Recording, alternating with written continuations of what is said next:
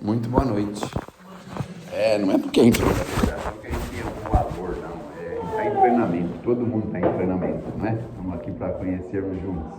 E o tema família é um tema palpitante, um tema muito interessante para todos nós, porque enfim, todos nós vivemos e conhecemos e fazemos parte de uma família, mas isso já remonta a muitos séculos, porque Adão e Eva formaram uma família, com Abel e Caim, não é?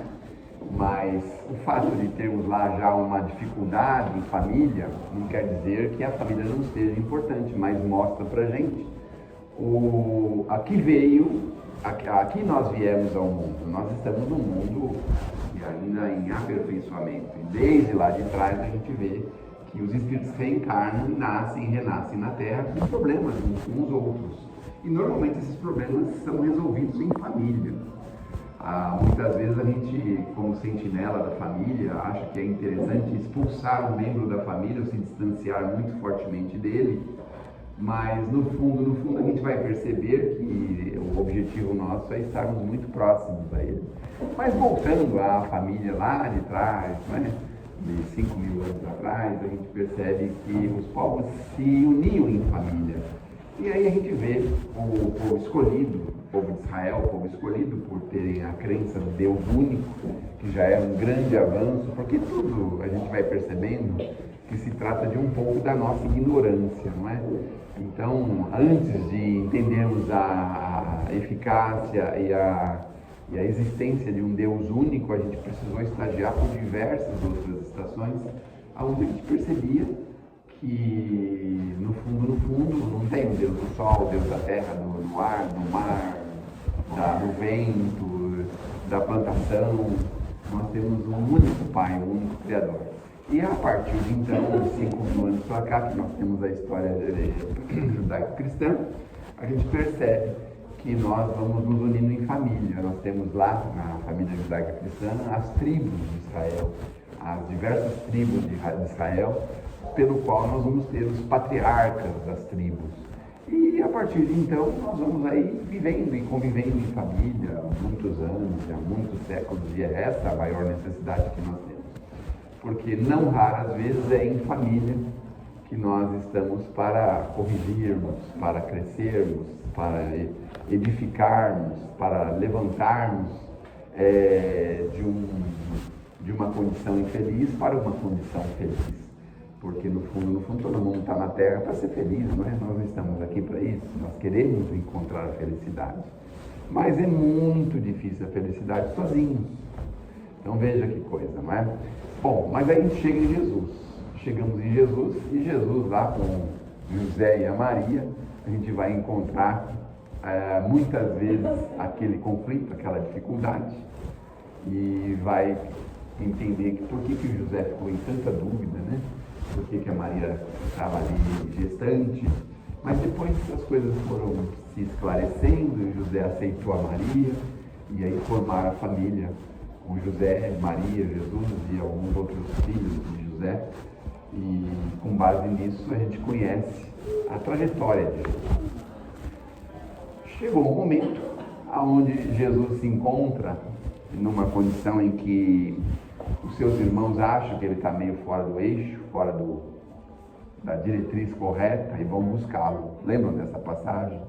E aí Jesus fala aquela frase bonita, assim: quem é minha mãe? Quem são os meus irmãos?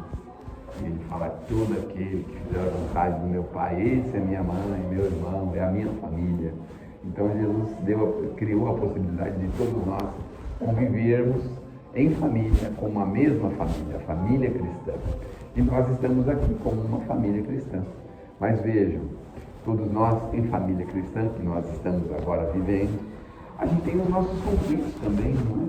Então, mesmo aqui na casa religiosa, que é a nossa grande família, uma família estendida, por assim dizer, a gente tem as nossas diferenças, os nossos conflitos.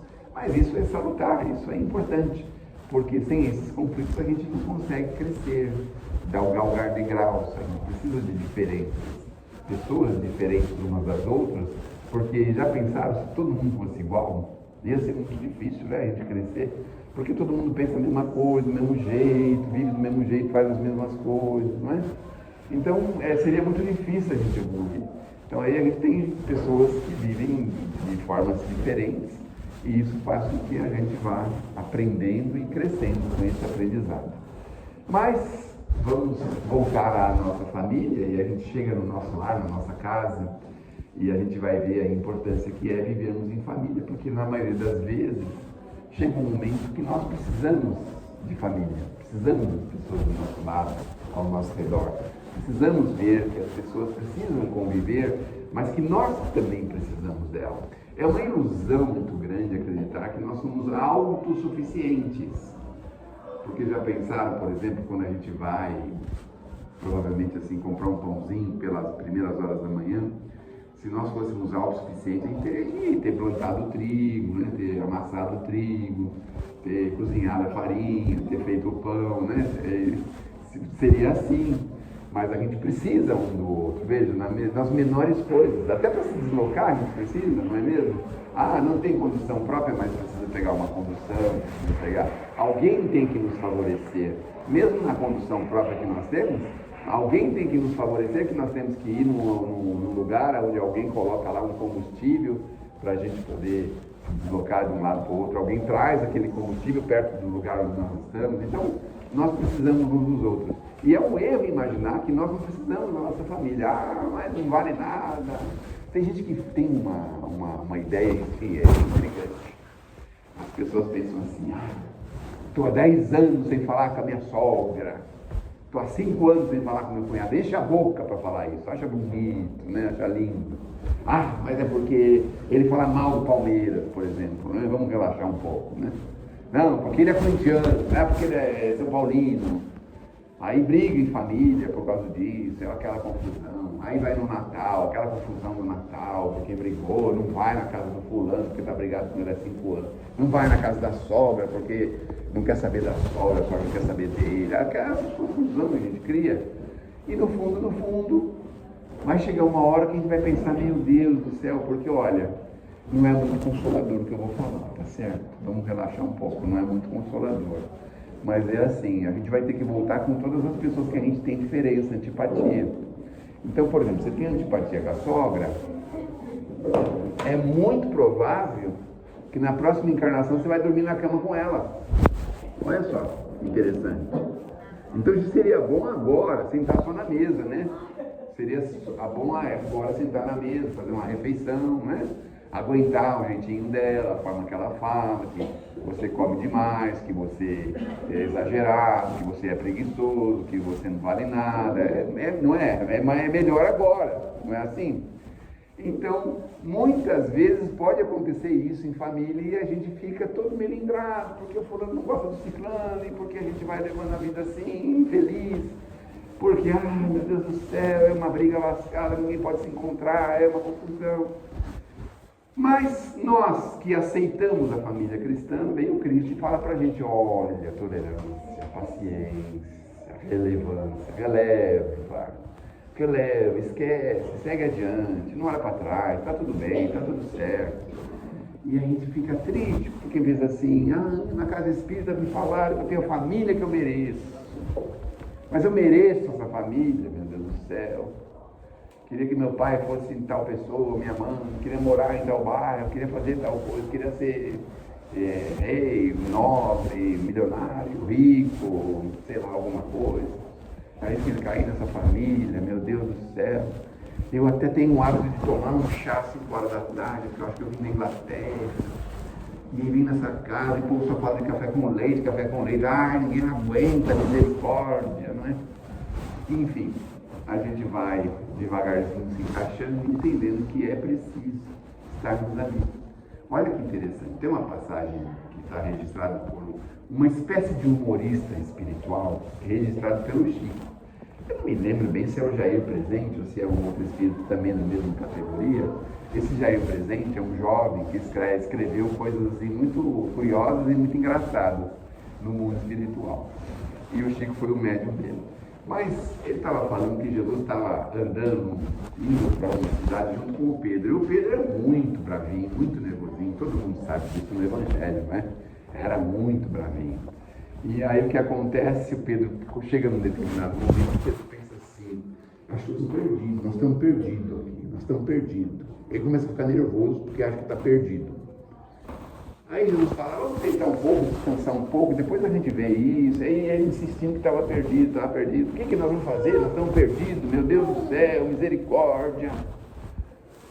Bom, aí nisso, vem o Senhor, muito bem revestido, tudo, carregando uns rolos de Torá embaixo do braço, que não tinha a Bíblia, tinha a Torá, né? Tinha a Torá, que era aqueles rolos enrolados, aquele pergaminho enrolado, andando embaixo do braço. Aí o Pedro, Senhor, por favor, falou, o quê? Quem acha que eu estou autorizado a falar com o vagabundo do caminho? Ixi, mas o Pedro ferveu, ficou nervoso, ficou vermelhão na hora, nervoso, meu Deus do céu. Olhou para Jesus e falou, se Jesus não estivesse aqui. Aí eu dava uma gravata nesse cara aqui, derrubava ele no chão. Começou a imaginar as coisas, porque o negócio com o Pedro era desse jeito, ele queria resolver as coisas na hora, né? Mas estava Jesus lá, ele falou, mas vou fazer isso na frente de Jesus? Não posso, né? Muito bem.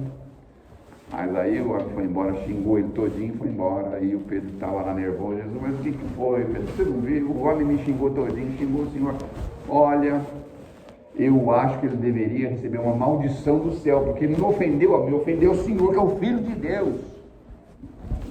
Ainda conspirou para Jesus maldizer o moço. Olha só como é que era o Pedro, desse jeito, né? Bom, aí Jesus falou, deixa para lá, Pedro, a gente vai encontrar o caminho, está tudo certo, está tudo bem, não se preocupe. Faz o seguinte, a próxima pessoa que eu passar aqui, você pergunta de novo. Senhor, olha, já vou avisando logo, hein?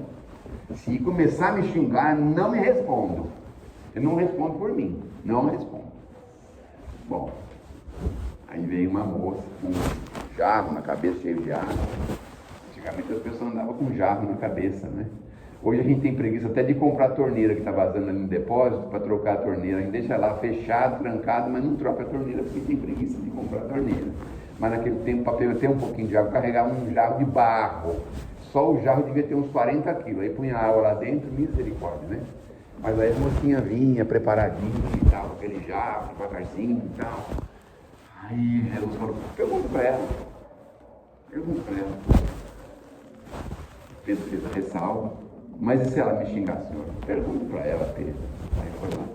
Senhora, pois não, a senhora muito atenciosa, a mocinha muito atenciosa, tirou o jarro da cabeça, pôs no chão, Pedro ajudou.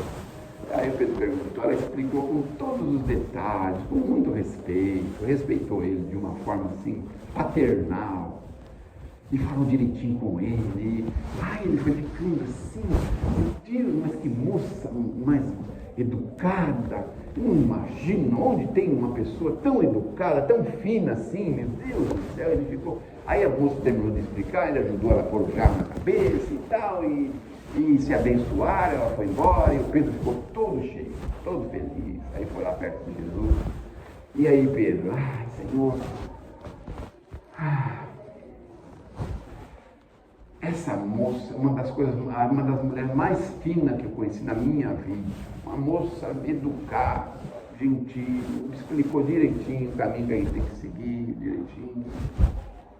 Muito bem. Aí, o Pedro, para terminar a conversa, falou assim, será que ela não poderia receber uma bênção do céu? Porque, na verdade, ela não ajudou a eu, ajudou o Senhor, seu Filho de Deus. Olha aí. Estava conspirando a favor da moça agora. Contra o moço ele estava conspirando contra, mas para a moça estava conspirando a favor, né? Aí ele falou, interessante, né, Pedro? Muito interessante. O senhor não acha que ela poderia ganhar um presente dos céus? Olha só. Aí começaram a andar e o Pedro começou a ficar irrequieto. O que foi, Pedro? Sabe o que é, Senhor? Eu queria saber se ela pode ganhar um presente do céu. Ele ficou com aquilo na cabeça. Aí Jesus falou assim, tá bom, Pedro, ela vai ganhar um presente do céu. Que bom, Senhor, vai olhar para essa senhora, para essa moça tão simpática, tão educada. E aí seguiram mais um pouquinho adiante, Pedro de novo ficou inquieto. O que foi, Pedro? Sabe o que é, Senhor? É que o Senhor falou que ela vai ganhar um presente do céu. Eu queria só saber o que é, porque eu fico imaginando o que ela pode ganhar no céu, um presente do céu. Que tipo de presente ela pode ganhar, né? Aí seguiram adiante. E o Pedro e que quer... Pera um pouquinho, Pedro, você quer saber o que ela vai ganhar? Não quer? Então, ela vai ganhar uma família, porque ela vai se casar com aquele moço primeiro que passou. E aí, o que vocês acham? Vocês também estavam no deserto orientando Jesus, o Pedro, ou não? Se casaram com aquele primeiro moço que passou, receberam essa bênção do céu? Porque mesmo, a nossa família é uma bênção do céu. Não importa a situação que esteja, não importa o jeito que esteja, é uma bênção do céu. Porque você já imaginar aquele moço grosseirão junto com essa moça aqui? Mas você sabe por que nós estamos misturados uns com os outros? Porque nós precisamos crescer. Se a gente tivesse tudo igual, como nós já falamos, a gente não cresceria. A gente seria igual, ficaria igual. Então a pessoa tem aquelas imperfeições e não muda em nada, porque todo mundo tem a mesma imperfeição que a nossa. Então não precisa mudar nada, está tudo certo.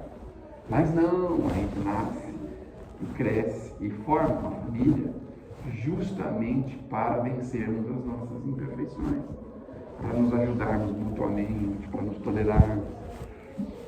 Mas por um outro lado também, como é gostoso a gente ver uma família unida, uma família religiosa até, uma coisa que a gente muitas vezes erra, porque às vezes a gente quer dar liberdade para os nossos filhos, a gente acha que é um liberal, pensando assim, mas quando ele crescer ele define a religião dele, não vou interferir na religião dele, aquela coisa, né? E na verdade a gente precisa dar os primeiros passos, as primeiras diretrizes, a gente precisa fazer isso, porque senão o que vai acontecer?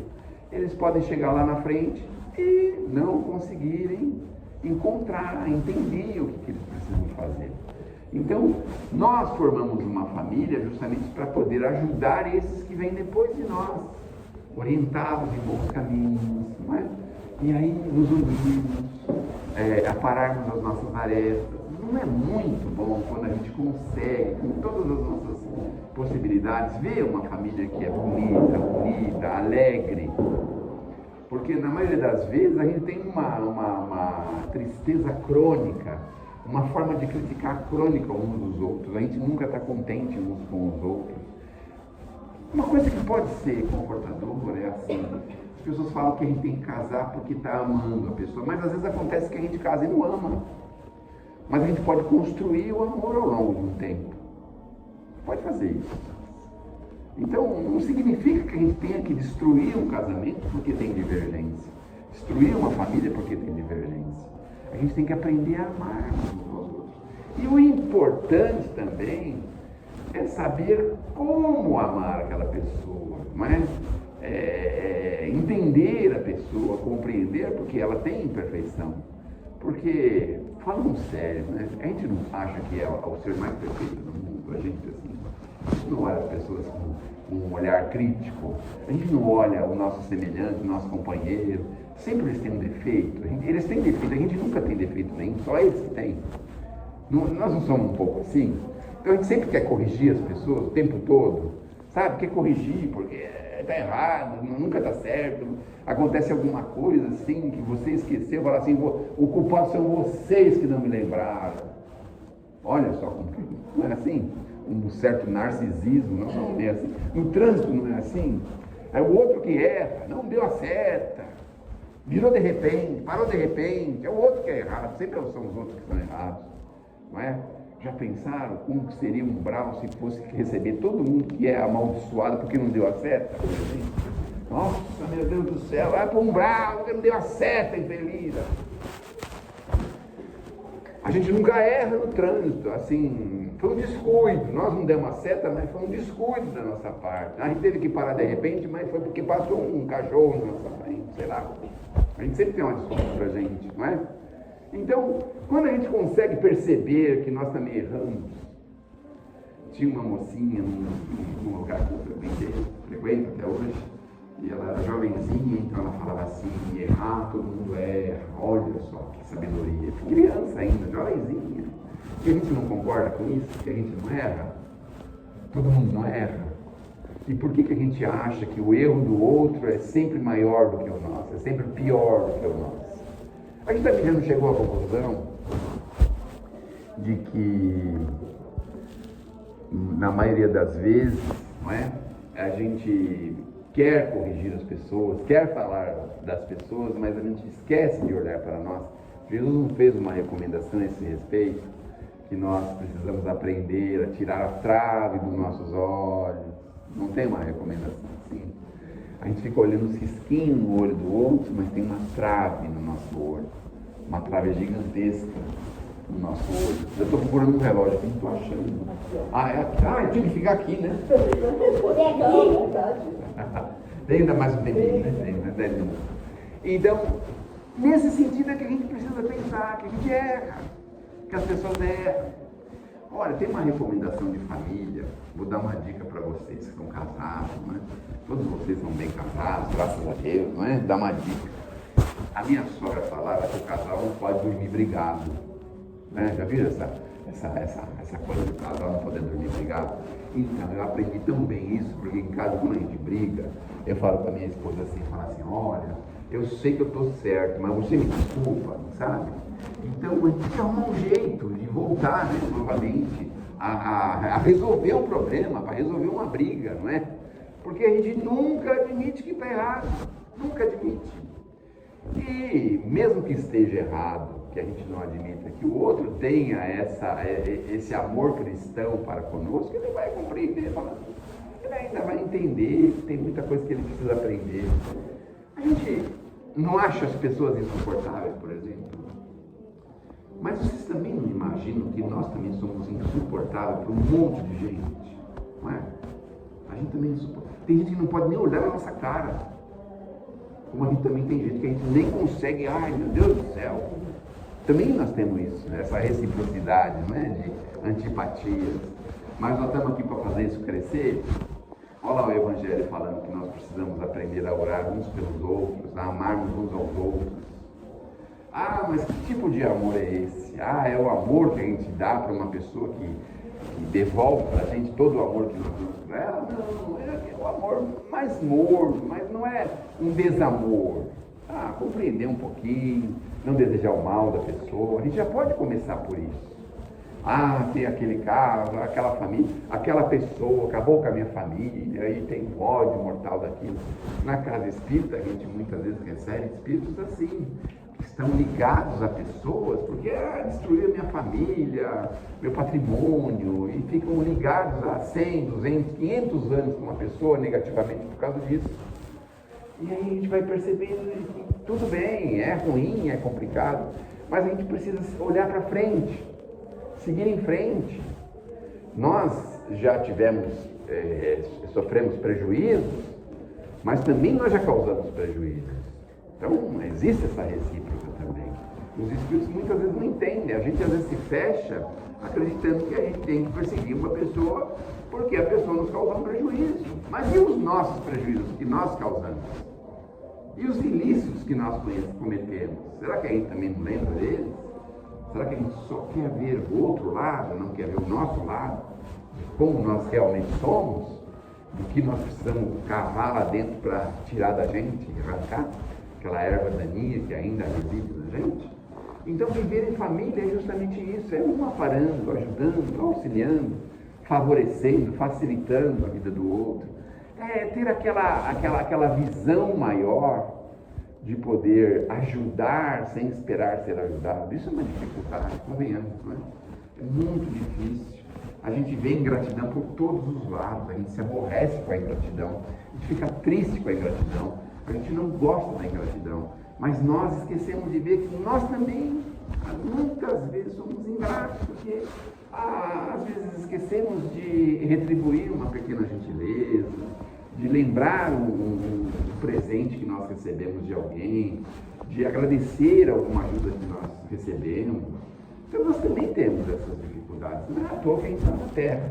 Tem um espírito que se chama Emmanuel, todo mundo já ouviu falar desse espírito Emmanuel, que presidiu, a psicografia do Chico Xavier, que foi o mentor do Chico Xavier, foi o orientador espiritual do Chico Xavier, tem um capital de informação gigantesco, deixou centenas de livros, e ele tem um livrinho chamado Religião dos Espíritos, que estuda o livro dos Espíritos, e numa determinada lição desse livrinho, a gente percebe lá que ele fala que a Terra se afigura para a gente como uma espécie de quartinho do fundo da galáxia. Aí você vê, nossa, um quartinho no fundo da galáxia. Aí a gente a princípio não percebe o que ele está falando, né? Mas depois você fica pensando, fala assim, na minha casa tem um quartinho no fundo. O que a gente costuma pôr no quartinho no fundo? Quem sabe? Você não quer mais. O que mais que a gente põe? Que não vai ser usado, o que mais? Coisa velha. Tem uma palavrinha aí que é chave, né? O que mais que a gente põe no quartinho no fundo? Eu não posso falar porque me denuncia, não posso. Senão nunca mais eu posso voltar aqui, né? O que a gente põe no quartinho no fundo? O que será que a gente põe no quartinho no fundo, né? Coisa que não usa, coisa que está velha, coisa que está estragada. Como chama isso? Não é necessário. A gente coloca as tranqueiras no quartinho do fundo. Então vamos imaginar que no universo tem algumas tranqueiras. O nosso pai fala assim, vamos deixar eles de reserva em algum lugar. Aí eles criaram a Terra. Aí colocou os espíritos lá que estavam criando muito problema no universo. Somos nós. Aí põe aqui no quartinho do fundo. Olha só. Por isso que é difícil conviver. Por isso que a gente está sempre certo, nunca está errado. Porque está acostumado a criar problema para as pessoas, até para o Criador, porque o Criador teve que criar um planeta para botar a gente, imagina só, que é a Terra. O Emmanuel fala isso, a gente nem percebe que ele está falando, né? Mal criado, né? Porque agora diz que ele reencarnou aqui, então agora ele vai, se a gente encontrar com ele, eu tenho que falar para ele, agora você está no quartinho do fundo, né, seu Emmanuel? É, você também está, né? Então, a gente está aqui por causa disso, porque nós temos dificuldades. Olha, nós somos já espíritos antigos. Esse negócio de 5.000 anos, isso aí é um café com leite. Porque para chegar onde nós chegamos, com o pensamento que nós temos, com as mobilidades que a gente tem, as facilidades de criar que a gente tem, o sistema que nós temos nervoso, o sistema respiratório, o sistema cardíaco que nós temos, nós não somos espíritos novos, nós somos milenares. Mas, algumas vezes, nós temos lições que demoramos a aprender. Nós temos dificuldade de aprender algumas lições. Então, vejam como isso é difícil. Mas o Criador sempre tem um jeitinho para os filhos, ou seja, coloca no planeta e aí manda Jesus para cá, né? O orientador espiritual da Terra. A gente não aguentou muito tempo ele, porque imagina só, né? Vamos tocar esse cara para fora daqui, está estragando todos os nossos negócios aqui. O negócio é mandar ele embora, porque esse negócio de curar a gente que já morreu, levantar defunto, cuidar de pessoa que está doente, que história é essa, meu Deus? Que história é essa de perdão? Aqui o negócio é olho por olho mesmo, nós queremos saber de Moisés, queremos saber de Jesus, não. É olho por olho, dente por dente, nós estamos querendo nisso. 5.000 anos atrás, 2.000 anos que Jesus passou, a gente está ainda assim. Não está? Ainda assim, olho por olho, dente por dente, ainda assim desse jeito. Porque qualquer coisa a gente vai bater nas portas lá do judiciário, qualquer coisa a gente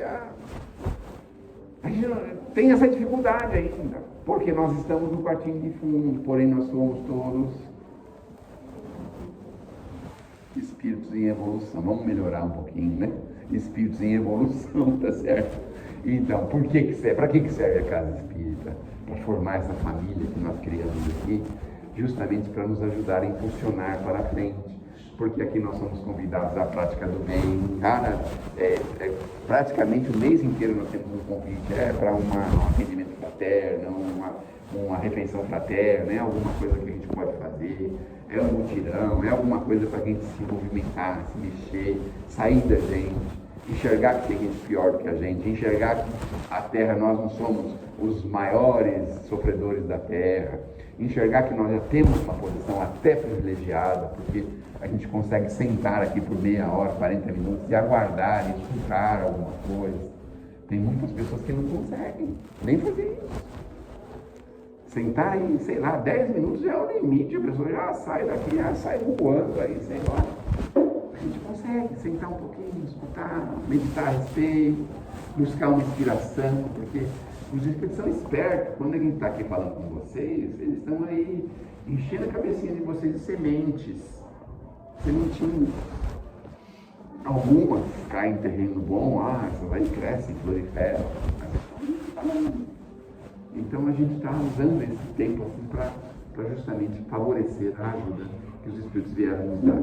E eles não se cansam da gente, muito embora a gente esteja no quartinho do fundo. Tem um livro chamado Ressurreição e Vida, que é da Ivone Pereira.